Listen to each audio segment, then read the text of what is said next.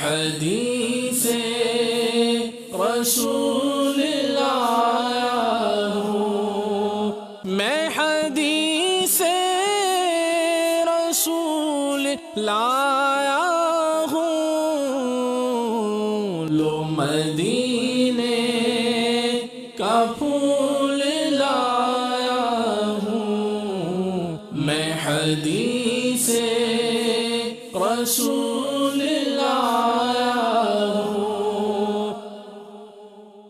الحمدللہ رب العالمین والصلاة والسلام علی سید المرسلین، اما بعد فاعوذ باللہ من الشیطان الرجیم، بسم اللہ الرحمن الرحیم۔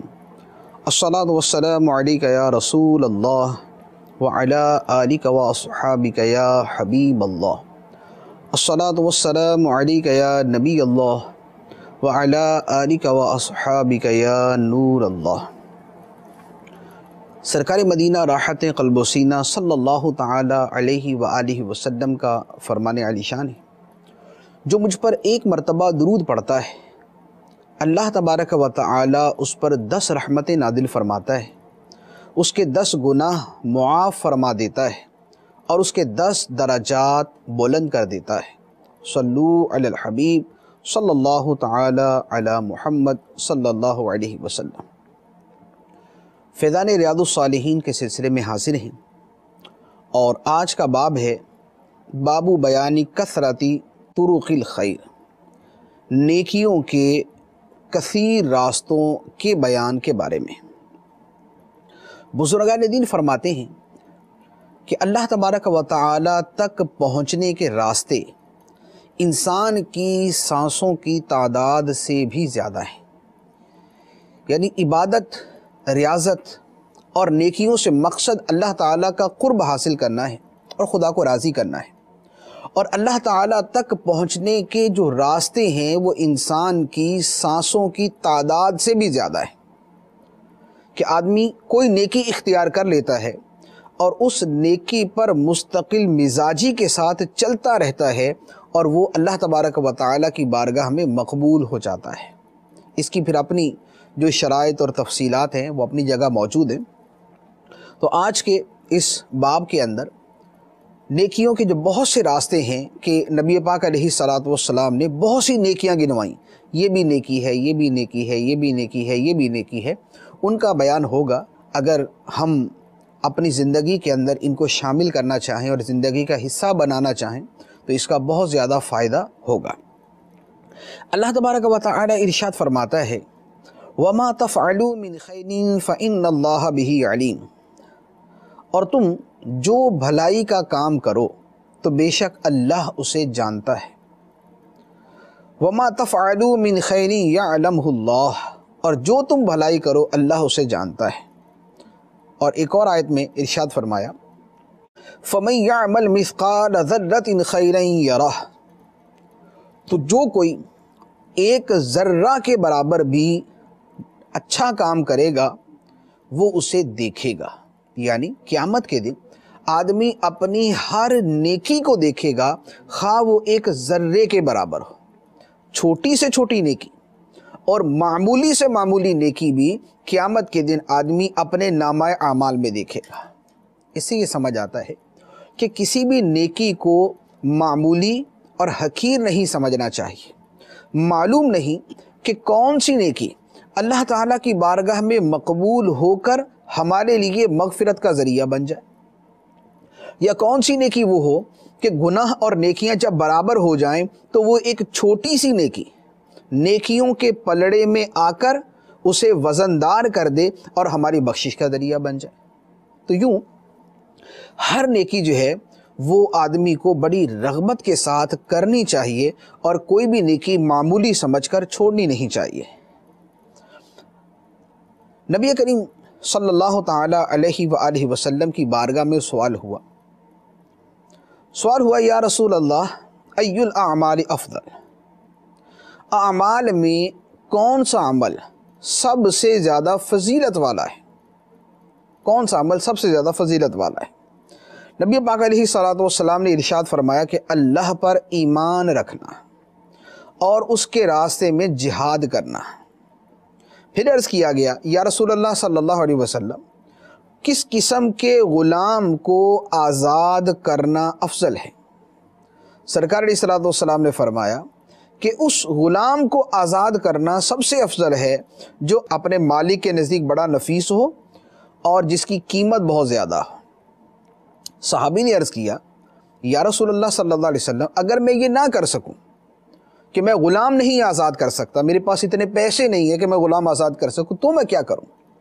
تو فرمایا کہ تعین صانعا او تصنع لاخرق، فرمایا کہ کسی کام کرنے والے کی مدد کرنا یا پھر جو صحیح طریقے سے نہ کرتا ہو اس کے لیے کچھ کر دینا۔ عرض کیا یا رسول اللہ صلی اللہ علیہ وسلم اگر میں کسی عمل سے کمزور ہوں کہ میں نہیں کر سکتا تو میں کیا کروں؟ یعنی یہ جو بتائے ہیں اگر یہ بھی میں نہ کر سکوں تو سرکار علیہ الصلوۃ والسلام نے فرمایا تکف شرک عن الناس فإنها صدقۃ منک علی نفسک، فرمایا کہ پھر اپنے شر کو لوگوں سے دور رکھنا کہ یہ بھی تیری طرف سے تیری اپنی ذات پر صدقہ ہوگا کہ تو کسی کو شر نہ پہنچائے، تکلیف نہ پہنچائے۔ اس حدیث مبارک میں، یہ بخاری اور مسلم کی حدیث ہے، اس حدیث مبارک کے اندر 6 چیزیں بیان کی گئی، 6 نیک اعمال بیان کیے گئے۔ پہلے نمبر پر جو سب سے افضل ہے، سب سے اعلیٰ ہے، وہ تو ہے ایمان، کہ ایمان سے بڑی نیکی کوئی ہو نہیں سکتی۔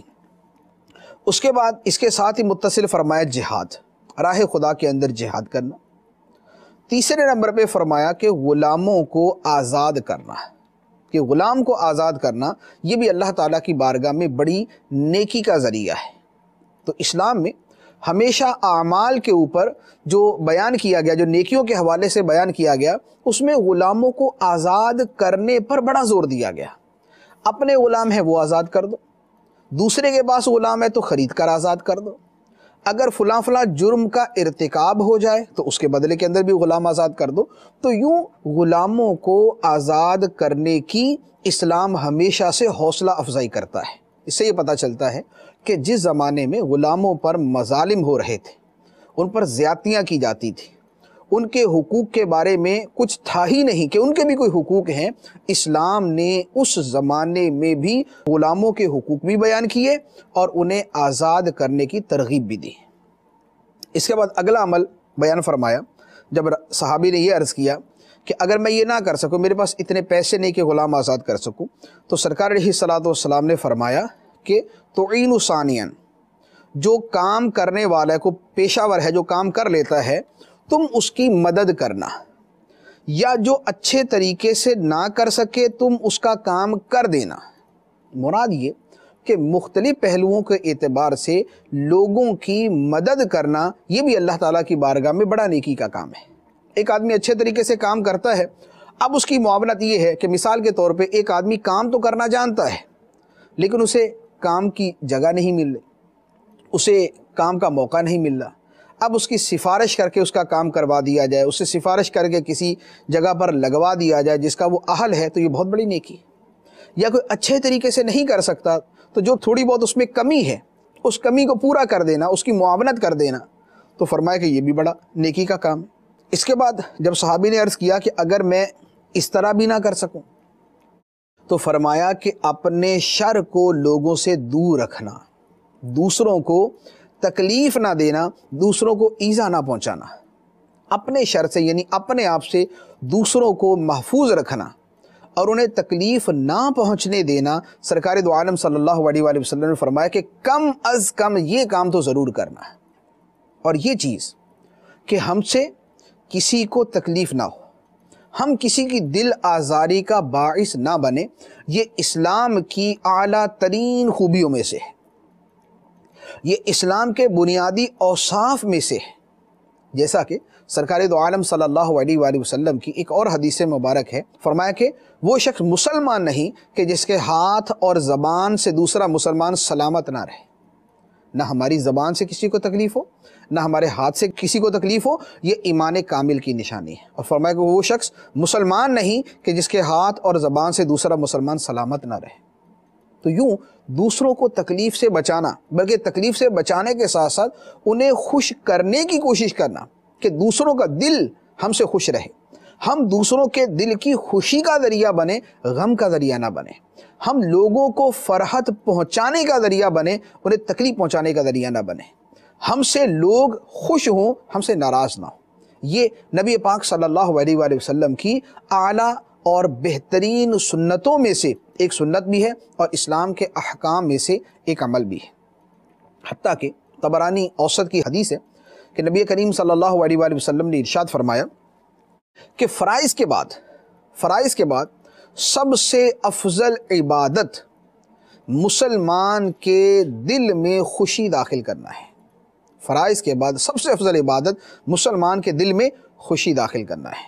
تو لوگوں کے دل کا خیال کرنا، انہیں خوش کرنا، خوش رکھنا، اور ہر جائز طریقے سے دوسروں تک خوشی پہنچانا، یہ مسلمان کے اعلیٰ اوصاف میں سے ہے، اور فرائض کے بعد اسے سب سے افضل عبادت قرار دیا گیا۔ اور خوشی کی بہت ساری صورتیں وہ ہوتی ہیں جنہیں میں ہمارا کچھ خرچہ نہیں ہوتا، یعنی ضروری نہیں کہ خوشی اسی طرح پہنچے کہ ہم کسی کو پیسے دیں تو ہی وہ آدمی خوش ہو۔ کسی کا چھوٹا موٹا کام کر دیا تو بھی خوش ہو جاتا ہے، کسی آدمی کو کوئی بات سمجھ نہیں آ رہی اسے سمجھا دی تو بھی اس پہ خوش ہو جاتا ہے، کسی آدمی کا کام نہیں بن رہا اور ہمارے دو جملے بولنے سے اس کا کام بن جاتا ہے، یہ بھی اس کو خوش کرنا ہے۔ اور یہ کیا ہے؟ فرائض کے بعد افضل ترین عبادت ہے، یہ بہترین عبادت ہے۔ اگلی حدیث مبارک نبی کریم صلی اللہ تعالی علیہ وآلہ وسلم نے ارشاد فرمایا کہ ہر صبح جب سورج طلوع ہوتا ہے تو آدمی کے بدن کے ہر جوڑ پر صدقہ ہوتا ہے۔ ہمارے بدن میں جتنے جوڑ ہیں سب کے اوپر صدقہ ہوتا ہے۔ اب یہ صدقہ ہم نے دینا ہے تو کیسے دیا جائے، کیسے ادا ہوگا؟ سرکار دو عالم صلی اللہ علیہ وآلہ وسلم نے فرمایا کہ یعدل بین الاثنین صدقۃ ویعین الرجل فی دابتہ فتحملہ علیہا اور یرفع لہ علیہا متاعہ صدقۃ۔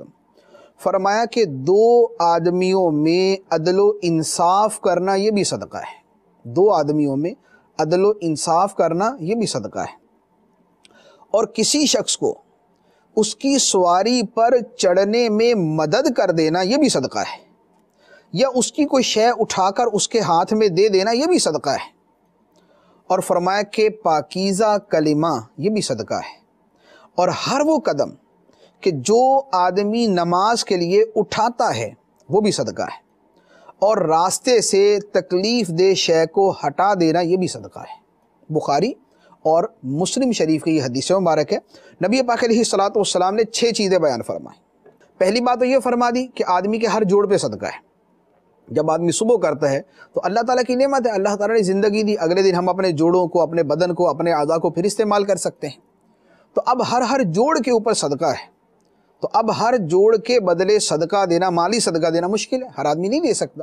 تو بہت سی نیکیوں کے کام ہیں کہ جو آدمی کرے تو یہ صدقات اس کی طرف سے اللہ تعالیٰ کی بارگاہ میں شمار کیے جائیں گے۔ ان میں پہلی بات ارشاد فرمائی کہ دو آدمیوں میں عدل و انصاف کرنا یہ بھی صدقہ ہے۔ تو عدل کرنا بذات خود اپنی جگہ جو اس کی اہمیت ہے وہ اپنی جگہ ہے، لیکن اس کے ساتھ ساتھ یہ صدقے کی بھی ایک صورت ہے۔ دوسری بات ارشاد فرمائی کہ کسی کو سواری پر چڑھنے میں مدد کر دینا یہ بھی صدقہ ہے۔ یہ پچھلے زمانے کے اعتبار سے بھی ہے، یہ ہمارے زمانے کے اعتبار سے بھی۔ پچھلے زمانے کے اعتبار سے یہ تھا کہ لوگ گھوڑے پر، اونٹ پر سوار ہوتے تھے۔ اب کسی آدمی سے گھوڑے پر، اونٹ پر سوار نہیں ہوا جا رہا، اب اس کو پکڑ کے گھوڑے پر یا اونٹ پر سوار کر دینا یہ صدقہ ہے، یہ اس کی مدد ہے۔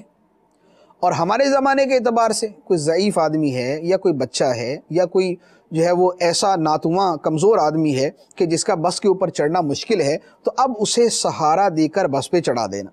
یا بس کے اندر جیسے لوگ بیٹھے ہوتے ہیں اور پتہ ہے کہ بس جو ہے وہ فوری طور پہ چلا دی جاتی ہے، بیچارے لوگ جو ہے وہ گرتے پڑتے جیسے تیسے چڑھتے ہیں، اس وقت جو ہے وہ ڈرائیور سے، کنڈکٹر سے کہہ کر اسے کہنا کہ بھئی ان کو چڑھ لینے دو آسانی کے ساتھ، اطمینان سے اوپر تو ہونے دو۔ تو یہ چیز کہ چڑھنے میں ان کی مدد کی یہ بھی صدقہ ہے۔ تو یہ وہ چیز ہے کہ جو دن رات ہمیں پیش آنے والی۔ ہم صبح اپنے آفس جاتے ہیں اگر بس سے جاتے ہیں، شام کو واپس آتے ہیں اگر بس سے واپس آتے ہیں، تو اس وقت بھی اس صدقے کا موقع موجود ہے۔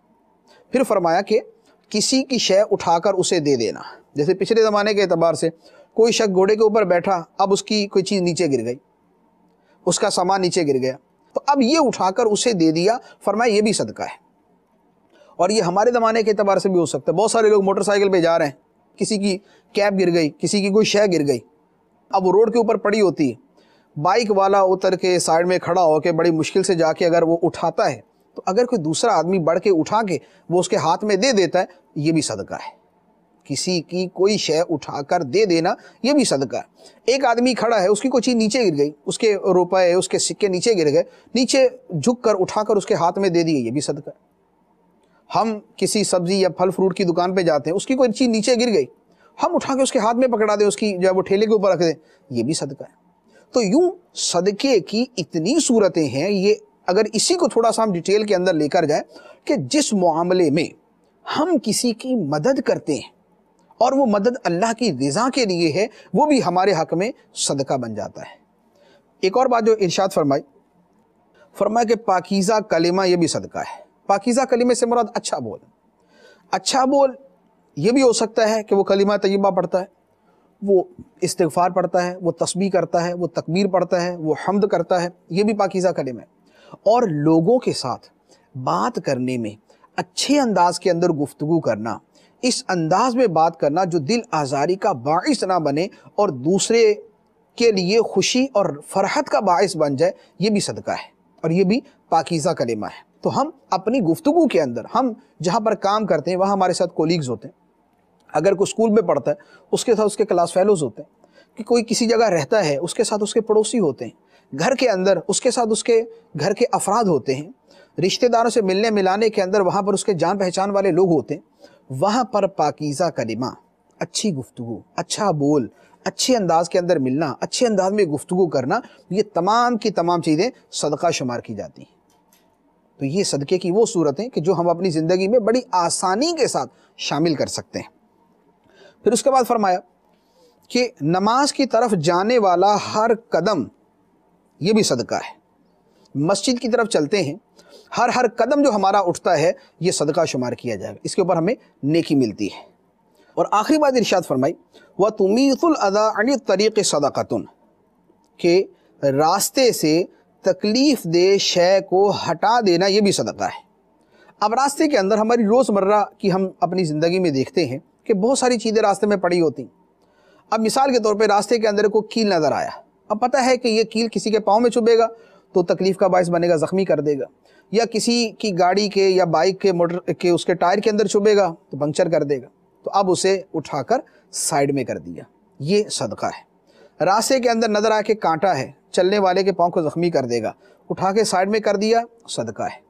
یا پتہ ہے کہ راستے کے اندر اینٹ یا کوئی پتھر پڑا ہوا اور گاڑی آئے گی اور تاریکی کے اندر بیچاری ٹکرا جائے گی، بائک والا ہوا تو الٹ جائے گا، کار والا ہوا تو اس کو بھی نقصان ہو سکتا ہے، اسے اٹھا کے سائیڈ میں کر دیا، یہ بھی صدقہ ہے۔ اسی طرح پھلوں کے چھلکے وغیرہ پڑے ہوئے، پاؤں آئے گا پھسل سکتا ہے، اسے اٹھا کے سائیڈ میں کر دیا، یہ بھی صدقہ ہے۔ تو یہ تمام کی تمام چیزیں یہ صدقہ ہیں، کیونکہ یہ لوگوں سے تکلیف کو دور کرنے کا ذریعہ بن رہی، اور جو شے لوگوں سے تکلیف کو دور کرنے والی ہو، کیونکہ حدیث مبارک کے اندر الفاظ جو استعمال فرمائے گئے وہ فرمایا وَتُمِيطُ الْأَذَىٰ عَنِ الطَّرِيقِ، راستے سے تکلیف دہ شے کو ہٹا دینا۔ اب ہر آدمی اپنے حساب سے سمجھ سکتا ہے، اپنے پاس پڑوس کے اندر خود اپنے اعتبار سے غور کرے کہ کیا میرے کسی عمل سے دوسروں کے راستہ گزرنے میں کوئی تکلیف تو نہیں۔ گاڑی چلانے والا وہ دیکھے کہ میں گاڑی وہاں پارک تو نہیں کر رہا کہ جس کی وجہ سے آنے جانے والوں کو تکلیف ہوگی، بائک والا وہاں بائک جو ہے وہ کھڑی کر دے کہ جہاں پر ہر گزرنے والا پریشان ہو رہا، اور اس طریقے سے گھر کا کچرا اٹھا کے بالکل روڈ کے اوپر پھینک دیا جہاں پر پھینکنے کی اجازت بھی نہیں ہے اور آنے جانے والے کو تکلیف ہوگی، بدبودار شے کوئی راستے کے اندر پھینک دی جو دوسروں کی تکلیف کا باعث بنے گی، اس کی بھی شریعت کے اندر اجازت نہیں۔ اپنے گھر کا ملبہ اٹھا کے باہر پھینک دیا، اب ہر کوئی آنے جانے والا اس کی وجہ سے پریشان ہے۔ یا ایون کہ قربانی کے دنوں میں بقدر ضرورت سے زیادہ جو ہے وہ پوری بلڈنگ کے اندر یا پوری گلی کے اندر جو ہے وہ گند مچا کے رکھتی ہے، تو یہ ساری وہ چیزیں ہیں جو دوسروں کی ایذا کا باعث بنتی ہے، دوسروں کی تکلیف کا باعث بنتی ہیں۔ خاص طور پہ جو لوگ مکان کی تعمیرات کرتے ہیں، اب وہ اپنے طرز عمل کے اوپر غور کریں۔ مکان تعمیر کرنا ہے تو اس کا مطلب کہ 6 مہینے کے لیے پوری گلی والے جو ہے وہ عذاب کے اندر مبتلا ہے، نہ کوئی ڈھنگ سے گزر سکتا ہے، نہ کسی وقت جو ہے نا کسی کو سکھ چین کی نیند آئے گی، نہ کسی کو آرام ملے گا۔ تو ان چیزوں کے اندر خیال کرنا یہ ہمارے دین کا حکم ہے، یہ قانونی بھی ہے لیکن اس کے ساتھ ہمارے دین کا حکم بھی ہے، ہمارے اخلاقیات میں سے بھی ہے کہ ہم راستے میں تکلیف دہ شے کو دیکھیں تو ہٹا دیں، نہ یہ کہ لوگوں کے راستے کے اندر تکلیف دہ اشیاء کو ڈال دیں۔ تو اب اگر اس اعتبار سے آدمی غور کرے تو اسے خود اپنے عمل میں بھی بہت ساری چیزیں نظر آئیں گی کہ جو لوگوں کی پریشانی کا باعث ہو سکتی ہیں، اور بہت سی وہ بھی چیزیں نظر آئیں گی کہ جن کو یہ ختم کر کے ہٹا کر لوگوں کو تکلیف سے بچا سکتا ہے۔ تو کوشش یہ کرنی چاہیے کہ اگر ہماری آنکھوں کے سامنے کوئی ایسی چیز آئے جسے ہم آسانی سے ریموو کر سکتے ہیں، ہٹا سکتے ہیں، اور ہمیں پتہ ہے کہ اس کی وجہ سے لوگوں کو آسانی ہوگی، پریشانی سے بچیں گے، تو یہ چھوٹا موٹا کام کر دینے کے اندر کوئی حرج نہیں۔ بعض اوقات کوئی اینٹ یا روڑا ہی پڑا ہوتا ہے، ہم 1 منٹ کے لیے جھک کے سائڈ میں کر سکتے ہیں، اسے کوئی مشکل نہیں ہوتی، تو وہاں پر اس نیکی کو چھوڑنا نہیں چاہیے۔ یہ عظیم نیکیوں میں سے ہے اور اللہ تعالیٰ کی بارگاہ میں محبوب اور پسندیدہ اعمال میں سے ہے۔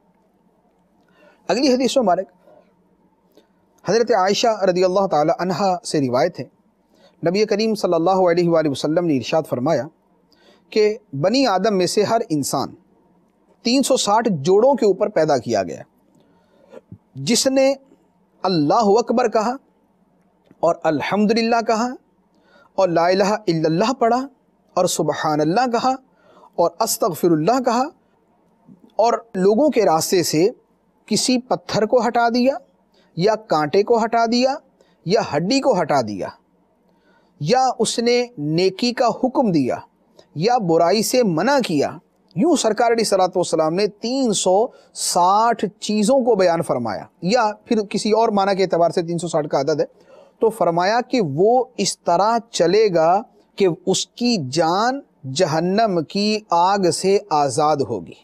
یعنی ایسا شخص جو یہ کام کرے گا وہ جنتی ہونے کی حالت میں چل رہا ہوگا۔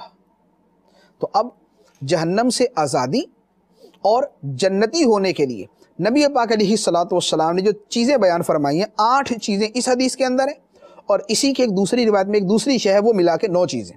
تو 9 کام نبی پاک علیہ الصلوۃ والسلام نے ایسے بیان فرمائے کہ جو آدمی کو جہنم سے چھٹکارا دینے والے اور جنت کے اندر داخلے کا ذریعہ ہے۔ پہلی بات فرمائی تکبیر، اللہ اکبر۔ دوسری بات فرمائی الحمدللہ پڑھنا۔ تیسری بات فرمائی لا حول ولا قوت الا باللہ پڑھنا۔ چوتھی بات فرمائی لا الہ الا اللہ کہنا۔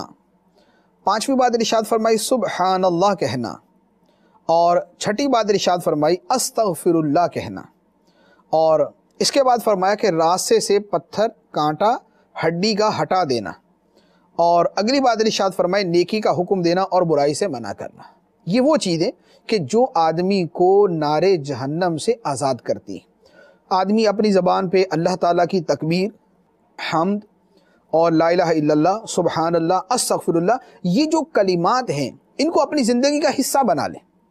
اچھی چیز کو دیکھا تو سبحان اللہ، کوئی نعمت ملی الحمدللہ، وقتاً فوقتاً اللہ تعالیٰ کی بارگاہ میں مغفرت کی طلب استغفر اللہ، اللہ تعالیٰ کی وحدانیت کا اقرار لا الہ الا اللہ۔ تو یوں مختلف مواقع پر مختلف الفاظ کو استعمال کرتے رہنا اللہ تعالیٰ کی رضا کے لیے، اور ان چیزوں کو اپنی زبان پہ جاری کر لینا، زبان کو ان چیزوں کا عادی بنا لینا، یہ جنتی ہونے کی علامت اور جہنم سے چھٹکارے کا ذریعہ ہے۔ اور پھر اس کے ساتھ سرکار علیہ الصلوۃ والسلام نے یہ جو چیزیں کہ جن کا تعلق حقوق اللہ کے ساتھ ہے، خدا کی یاد کے ساتھ ہے، ان کے ساتھ ارشاد فرمایا کہ راستے سے پتھر کانٹا ہڈی کا ہٹا دینا۔ ہڈی کا اس لیے بیان کیا گیا کہ جانور مثال کے طور پہ مر گئے اور ان کی ہڈیاں پڑی ہوئی ہیں، یا مثال کے طور پہ گھر میں کھانا کھایا، اب کھانا کھانے کے بعد ہڈیاں جو ہے وہ اٹھا کے راستے میں پھینک دی، جیسے بہت سارے جو بے علم یا بے عمل لوگ ہیں وہ اسی طرح کرتے ہیں کہ کھانا کھایا ہڈیاں اٹھا کے پھینک دی جہاں بھی دل کیا۔ اب راستے کے اندر ہڈی کسی کی پاؤں میں چبھے گی تو اس کو زخمی کر دے گی، پریشان کرے گی، یا وہاں پر بلیوں کا آنا، جانوروں کا آنا یہ شروع ہو جائے گا، اس پہ لوگ پریشان ہو جائیں گے۔ تو فرمایا کہ ایسی چیزیں نظر آئے تو راستے سے پتھر کانٹا ہڈی کو ہٹا دیا جائے۔ اب اسی پر قیاس کرتے ہوئے آپ قربانی کے ایام کو لے، قربانی کے ایام میں اجڑی اٹھا کے راستے کے اندر پھینک دی، اب راستے میں پھینکی ہوئی ہے، دھوپ کی وجہ سے وہ گل سڑ گئی، اب اس کی جو بدبو پورے محلے کے اندر پھیلے گی، اس کا پوچھنے والا کوئی نہیں، یہ بھائی صاحب اپنے گھر میں آرام کر رہے۔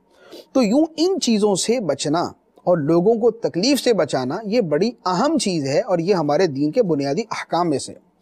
پھر اس کے بعد اگلی بات ارشاد فرمائی فرمایا نیکی کا حکم دینا اور برائی سے منع کرنا، یہ بھی صدقہ ہے، یہ بھی نیکی کا کام ہے۔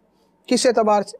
جو شخص دوسروں کو نیکی کی دعوت دیتا ہے، نیکی کی بات بتاتا ہے، انہیں اچھی بات کی نصیحت کرتا ہے، وہ انہیں معاشرے کا اچھا فرد بناتا ہے، اور جو دوسروں کو برائی سے روکتا ہے، منع کرتا ہے، تو وہ معاشرے سے برائی کو ختم کرتا ہے۔ اب لوگوں میں نیکیوں کا عام ہونا اور لوگوں میں برائیوں کا کم ہونا، یہ اس معاشرے کو خدا کی بارگاہ میں بھی مقبول بنا دیتا ہے، اور لوگوں کے آپس کے تعلقات کے اندر اور آپس کے میل ملاپ کے اندر بھی اسے اچھا کر دیتا ہے۔ تو یوں نیکی کی دعوت دینا اور برائی سے منع کرنا یہ عظیم عبادتوں میں سے ہے، اور یہ بھی صدقے کی ایک قسم ہے۔ پھر اسی کے ساتھ جو اگلی حدیث کے اندر جو چیزیں بیان فرمائی کہ جو آدمی کو جہنم سے نجات دینے والی ہیں، تو فرمایا کہ ان سب کی طرف سے 2 رکعتیں نماز چاشت کی کفایت کرتی ہیں، یعنی نماز چاشت کی 2 رکعتیں، اشراق اور چاشت۔ اشراق جو ہے وہ سورج طلوع ہونے کے 20 منٹ کے بعد جو 2 رکعت پڑھی جاتی ہے وہ اشراق بھی ہے، اور 2 رکعت چاشت کی نیت سے پڑھے تو وہ چاشت بن جائے گی۔ تو یہ 2 رکعت نماز پڑھنا جو ہے، یہ جو بندے کے جوڑوں کے اوپر صدقہ ہے اللہ تعالیٰ کی طرف سے، یہ ان سب کی طرف سے کفایت کرے گی۔ تو 2 رکعتیں ہیں، 2 منٹ لگتے ہیں پڑھنے کے اندر، 2 منٹ کی یہ نماز آدمی کے جوڑوں پر اللہ تعالیٰ کی طرف سے جو صدقہ ہوتا ہے، اس صدقے کو ادا کرنے کا ذریعہ بن جاتی ہے۔ اس کے بعد ایک اور حدیث مبارک، نبی کریم صلی اللہ تعالیٰ علیہ وآلہ وسلم نے ارشاد فرمایا کہ ہر مسلمان پر صدقہ ہے۔ صحابی نے عرض کیا کہ یا رسول اللہ صلی اللہ علیہ وسلم، آپ یہ فرمائیں اگر کسی آدمی کے پاس گنجائش نہ ہو صدقہ کرنے کی تو کیا کرے؟ فرمایا کہ اپنے ہاتھوں سے کام کرے، خود کو بھی نفع دے، اور جو تھوڑا بہت بچے وہ دوسرے پہ صدقہ کر دے۔ عرض کیا کہ حضور اگر اس کی طاقت ہی نہ ہو؟ تو فرمایا کہ کسی حاجت مند پریشان حال آدمی کی مدد کر دے۔ عرض کی حضور اگر اس کی بھی طاقت نہ ہو؟ فرمایا نیکی کا حکم دے۔ عرض کی حضور اگر اس کی بھی طاقت نہ ہو، ایسا نہ کرے تو؟ فرمایا کہ پھر شر سے بچے، یعنی اپنی طرف سے دوسروں کو تکلیف نہ پہنچائے، اور فرمایا کہ یہ بھی صدقہ ہے، یہ بھی صدقہ ہے۔ یہ اسی حدیث مبارک کی کچھ چیزوں کو بیان کیا گیا۔ تو جو چیزیں بیان فرمائی، اپنے ہاتھ سے کمائے اور صدقہ کرے۔ دوسرا فرمایا کہ محتاج کی مدد کرے، اگر مالی مدد نہیں کر سکتا تو مالی مدد کے علاوہ جو مدد ہے وہ کر دے۔ جیسے مثال کے طور پہ ہماری سفارش کی وجہ سے اگر کسی غریب کا بھلا ہو سکتا ہے، کسی اہل آدمی کو نوکری مل سکتی ہے، کسی پریشان حال کی پریشانی دور ہو سکتی ہے، ہمارے اچھے تعلقات ہیں اور جس سے ہمارے تعلقات ہیں اس کے ساتھ کسی کا کام اٹکا ہوا ہے، ہم اگر 2 بول دیں کہ اس کا کام کر دو، اس کا کام ہو جائے، تو اگرچہ ہم نے مالی مدد نہیں کی لیکن ہم نے اس کی پریشانی دور کر دی، ہم نے اس کی ویسے معاملت کی ہے، تو یہ بھی صدقہ قرار پائے گا۔ اسی طرح نیکی کا حکم دینا، یہ بھی صدقہ۔ کسی کی اولاد کی اچھی تربیت کر دی، کسی کی اولاد برائی کی طرف جا رہی ہے اور آپ نے اس کی اولاد کو سمجھا کے نیکی کے راستے پہ لگا دیا، تو یہ نیکی کے راستے پر لگانا اگرچہ یہ اس کی مالی مدد نہیں ہے، لیکن جس آدمی کی اولاد کو نیکی کے راستے پہ ہم نے ڈال دیا، ہم نے اس کے اوپر کتنا بڑا احسان کیا، اس کی آنے والی نسلوں کے اوپر احسان کیا کہ ہم نے کسی کی اولاد کو جو ہے وہ نیکی کے راستے پر ڈال دیا۔ اور ایٹ لیسٹ یہ کہ کم از کم یہ کہ اپنے شر سے لوگوں کو بچایا جائے، ہماری طرف سے کسی کو تکلیف نہ پہنچے، یہ سب سے کم درجہ ہے کہ کم از کم یہ تو کیا جائے۔ اگر کسی کو نفع نہیں پہنچا سکتے تو کسی کو دکھ تو نہ پہنچائیں، کسی کو تکلیف تو نہ پہنچائیں، کسی کو پریشان تو نہ کریں۔ اللہ تبارک و تعالی ہمیں عمل کرنے کی توفیق عطا فرمائے، آمین بجاہ النبی الامین صلی اللہ علیہ وسلم۔ میں حدیث رسول اللہ ہوں، میں حدیث رسول لایا ہوں،